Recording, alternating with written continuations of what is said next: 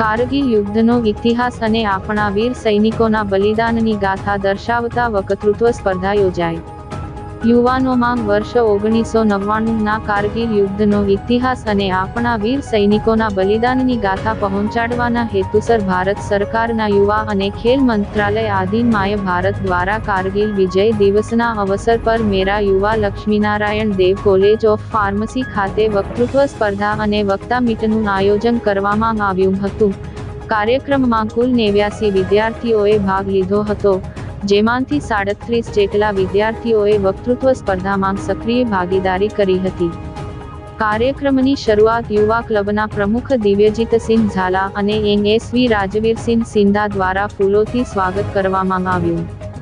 લક્ષ્મીનારાયણ દેવ કોલેજના આચાર્ય હર્ષિતાબેન દ્વારા કારગિલ વિજય દિવસના મહત્વ વિશે વિસ્તૃત માહિતી આપી હતી. વિદ્યાર્થીઓએ કારગિલ યુદ્ધના વિવિધ પાસાઓ પર પ્રભાવશાળી વક્તવ્ય આદિત્ય વૈદ્યા દ્વારા કારગિલ યુદ્ધનું વિશ્લેષણ અને તેનું સમકાલીન મહત્વ જીમોશા સિંધા દ્વારા સ્પર્ધાનું મૂલ્યાંકન અને સુચારુ આયોજન કરાયેલ હતું.